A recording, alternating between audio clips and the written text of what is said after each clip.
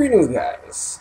This is Mr. John bringing you a new little mini-series because I'm celebrating 10 years straight of being a super fan of these three dragons. I figured I'd answer some questions that my friends have asked me down the video. And if any of you watching this have any questions of your own regarding facts, behaviors, etc. of these three, could be anything, games, movie, I'll try to answer it my best. But a little bit of an FYI, I'm not a fan of Gen 6 and I haven't played the games, so try to refrain from asking questions in that category, or else I may give you a kind of answer. Alright, so let's see what kind of questions my buddies of mine on Team Latinite have asked me. Alright, number one here. Are you going to buy any future Pokemon games? Didn't I just say no? Fail. Let's try again. There's a few questions. I asked for one, not three, but whatever. We'll do the first one. Do you think it was Bianca or Latias who gave Ash the drawing at the end of the Pokemon Heroes movie? Why does everyone ask me that question? I don't know. That's been going around for how many years now? Ever since this movie came out? Which is, how many years ago? Like 11? I think they came out before. Yeah, the movie came out way before the game, so yeah. I think it was like 10 or 11 years ago. So, I don't know. That's tough. I'm hoping it wasn't Latias that kissed Ash, because 1, who would want to kiss Ash? 2, ew. And 3, I'm jealous. How come she doesn't kiss me like that? I just prefer a lick on the cheek, to be honest.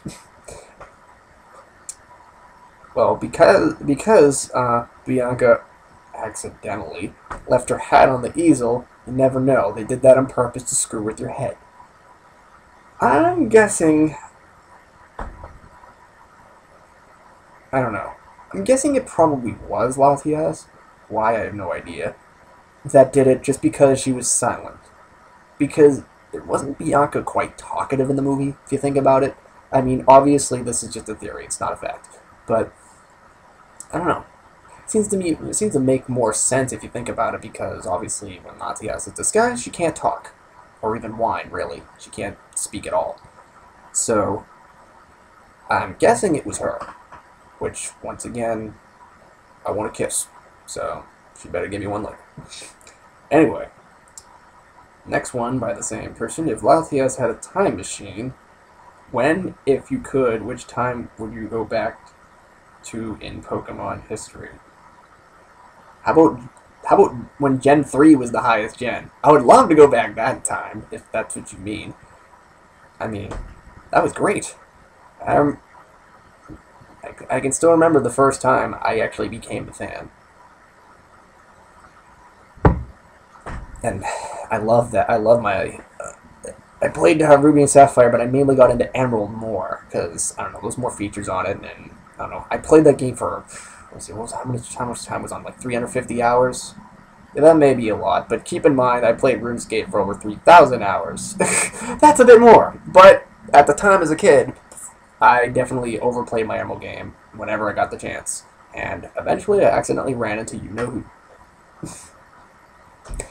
And therefore, I fell in love with her at first sight, and I became a fan of her, then her brother, and then Dragonite.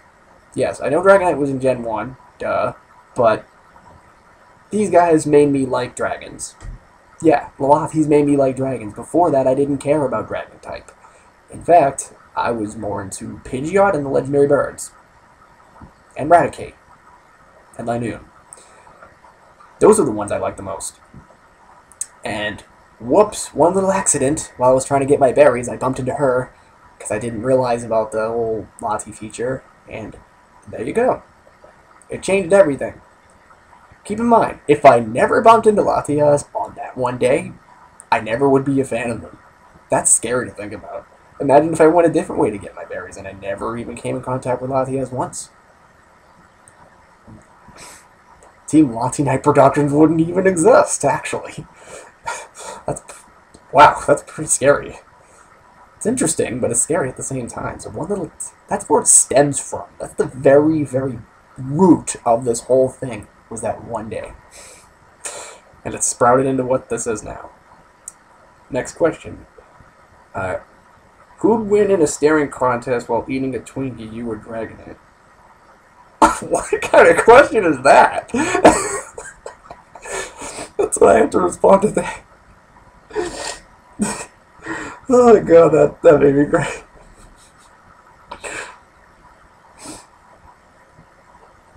Why is the Twinkie involved in a staring contest? Just to distract Dragonite or something? You'd probably go look over there and steal mine or something. But why Twinkies?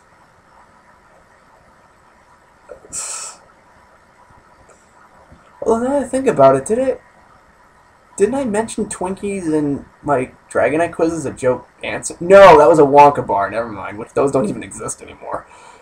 Yeah, that's right. Because I remember mentioning something about a Wonka bar. What's Dragonite's favorite food? I put that on there as a joke answer. And honestly, I honestly think my Dragonite would probably pick the chocolate bar over a royal gummy, which is supposed to be the treat for Dragon. Couple more questions here. Please ask more, because I love doing this. What moves does your Latias Latios and Dragonite have? That's actually a good question too.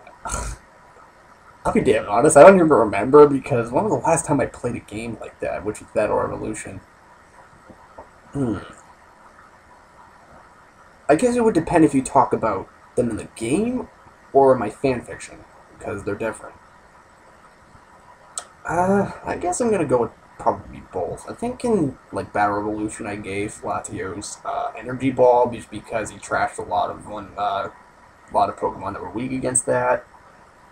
And then Latias knew Thunder just because I felt like teaching her it or something. And Dragonite knew Dragon Rush, Fly, Aqua Tail, and I forget his other move. Oh, Thunderbolt, that was it. Which, yeah, I know that's a poor selection, but I know. You can scold me on that, because Dragon Rush isn't really that great of a move. Dragon Claw probably owns every time. And most people are like, why not Outrage? Well, I have a theory behind Outrage. If you think about it, using that move requires your Pokemon to go on extremely angry, uncontrollable rampage, and that screws with your head. It does. It almost kills brain cells.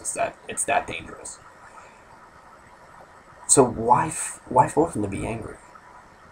I mean, the Latias can't know, but Dragonite can, and being a big, huge yellow goofball, why would you like force him to go all pissed off?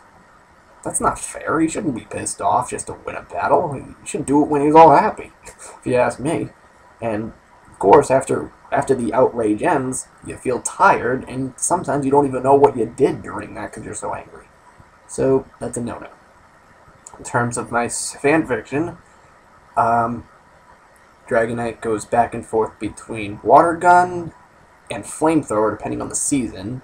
Water Gun for the summertime, and Flamethrower for the wintertime to heat himself up in the cold. Makes sense. The Latias moves I don't think really have changed. I never really talked about their moves too much in that, which is, I don't know, I think they use like Psychic and their signature moves, Luster Purge and Mist Ball, but other than that, I really haven't really talked about their moves because in my book they don't use them. They really don't. They hardly ever do. Because they're pacifists. If they don't want to battle, they shouldn't have to. Which I never mentioned that in my other video. Why does a pacifist have a Mega Evolution? I don't know. Franchise fail. Next question. Where would you find a Latios and Latias now these days? Away from Gen 6, maybe?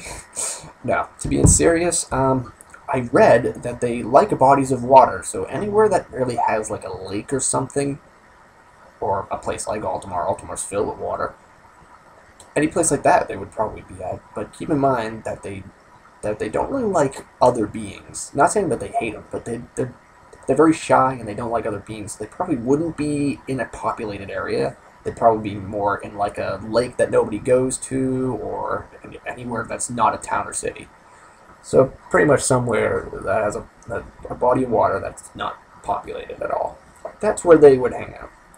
And usually, they only interact with each other, like their own kind. And they don't really interact with humans. On very rare occasions, they do. And they don't really interact with other Pokemon as well. Very interesting.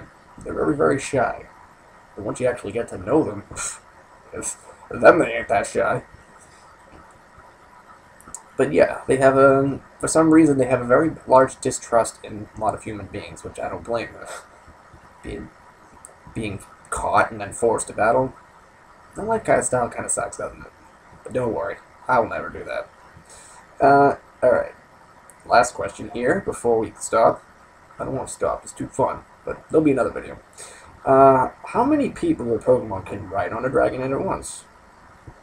That's interesting.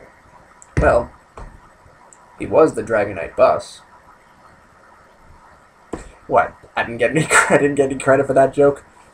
Well, to be in all seriousness, well, in my fanfiction, actually, there were 3 people riding on him at one time. That's right. Yeah. Yeah, I had 3 people riding on Dragonite at once. And he said he could just barely manage the weight. So I would say maybe 3. It depends on the size. Obviously, if you have someone, I don't know, if you have, like, younger kids, I guess would be more like 4 or 5.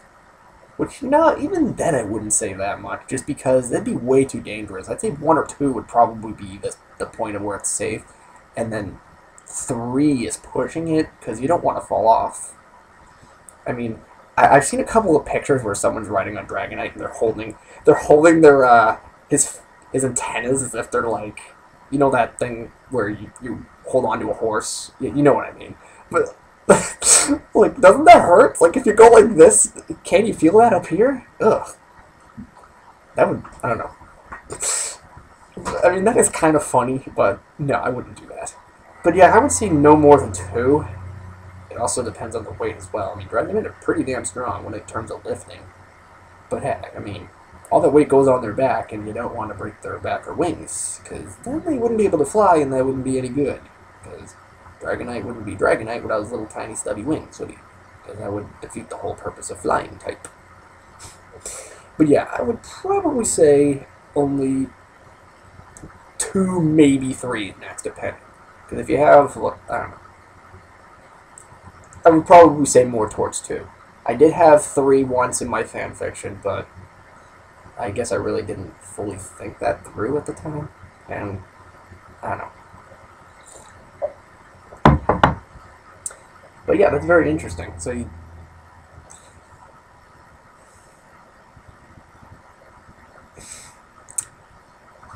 terms of the Latias, well, you didn't ask me about the Latias, did you?